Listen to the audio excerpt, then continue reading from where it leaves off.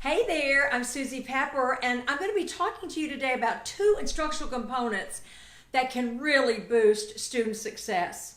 And those are standards walls and scaffolding. And I've grouped those together for a purpose. So let's first talk about standards walls. You know, years ago we started doing an I can statement or an essential question. That was good, but it was just about today. It didn't show students a roadmap of how does this fit with what we did yesterday? How does this fit with what we do tomorrow?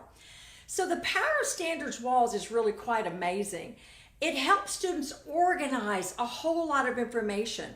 It helps them retrieve information back in their long-term memory. It helps it get to long-term memory. It helps them show the progression of things, and it's motivating because they see movement. They're very transparent. It puts everybody on the same page. So let's talk about what it's like without standards walls first. What a day can feel like for a student. So we go to social studies, right? We learn about Andrew Jackson and the Trail of Tears. Then we go to language arts and somebody killed a mockingbird, and we studied metaphors and similes, and one has like and one does not, an automatopoeia, it's a personification. Now we go to PE and play badminton. Now we go to health and learn about ovaries and fallopian tubes. And in science, we learn about nucleus and vacuoles and all that stuff. And then we go to art and it's Manet or Monet. By the time of the end of the day, the kids' brains are just full of stuff. They get off the bus. Mom says, "What'd you learn?" And they say, "What? I couldn't possibly tell you. Something about Andrew Jackson's ovaries." Sorry, that's my old joke, but it is funny, unless you're really sensitive about Andrew Jackson. So what happens is it all gets to be a jumbled mess, right? So what we're going to do with standards walls is really help them organize what we're learning about today. Store it efficiently, go back and find it. Everybody's on the same page. These also help me with assessment, helps me with student work and portfolios and all that big piece.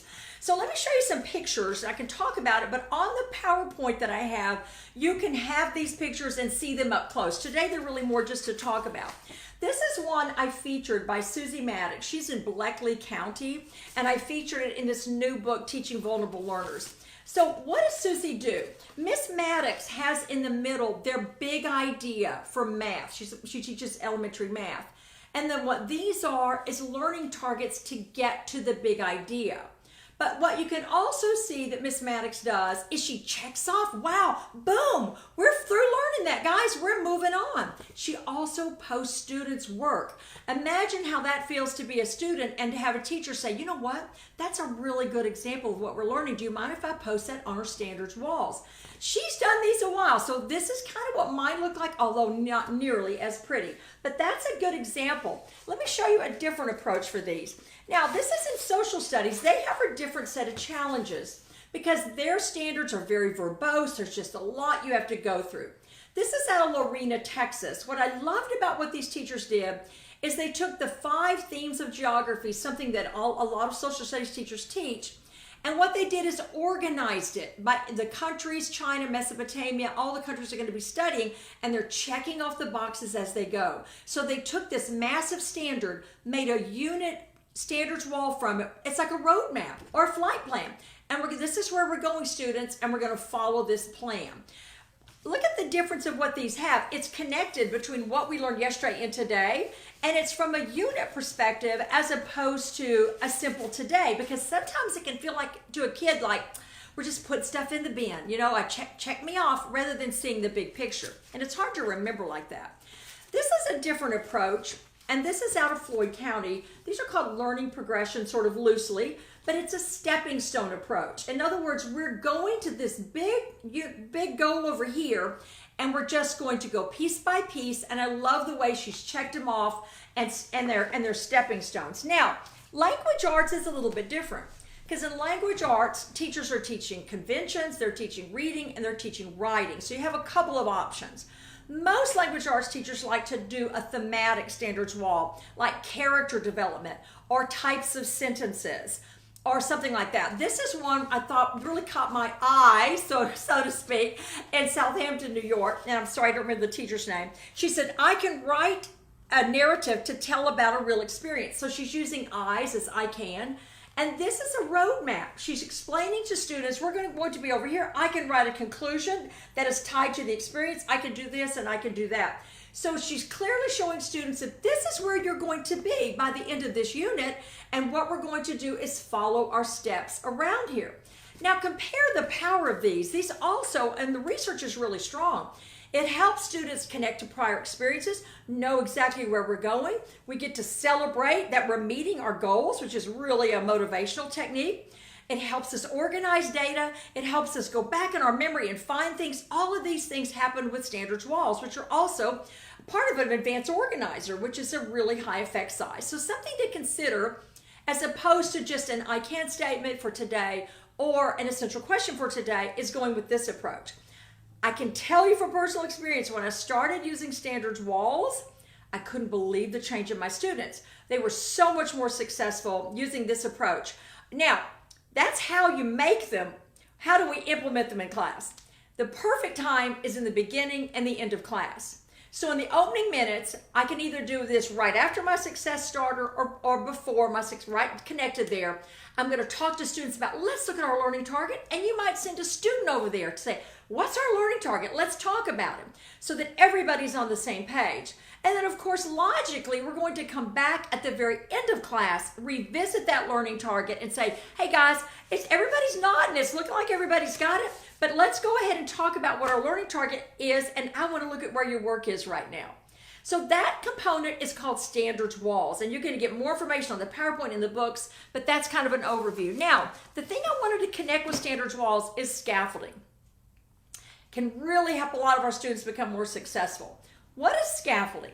So we think about it from construction, right? That there's a ceiling and it's super high and we can't get up there, so we build scaffolds. So that's what it's about. So what is it in education? Hey, there's that rigorous standard up there, right? And that's a reach. So we're going to help students meet rigorous challenges by scaffolding. It's a long journey from pre-K to 12th grade, and there are thousands of opportunities to not get something. A lot of things they're missing might be memory, perfect squares, multiplication tables, comma rules, figurative language, formulas, the list goes on and on. So what do we do about those pieces? A counterproductive thing is often to say, well, you should have gotten that in 3rd grade. You should have gotten that in 5th grade. The reality is they didn't. They don't remember it all. So what our challenge is to make sure that scaffolding is for new learning, which is the purpose. I'm going to be teaching you something new, and there might be some blasts from the past that we need to talk about. And I have some scaffolding devices for you. So that's the approach that we take. We just make some concrete devices, work with our students with them, and then they have some references so that they can learn. Now, let's compare the other way. If I said to you, hey guys, I'm going to be teaching something new today, and you're going to have to go back and remember those decimals or those fractions or those formulas or those kinds of economies or those branches of government, right away your brain's saying what? Oh no, I don't remember all that, right? And your brain's going someplace else. I want students' brains with me, and I want their brains saying, you know what, I think I can do that, even though there's a blast from the past. So what are scaffolding devices? Some of these are things we do naturally as great teachers. We give a student a sample of an essay, or we sit down and partner a student. What I'm talking about here are actual concrete devices that can assist them, that are reference checks for them.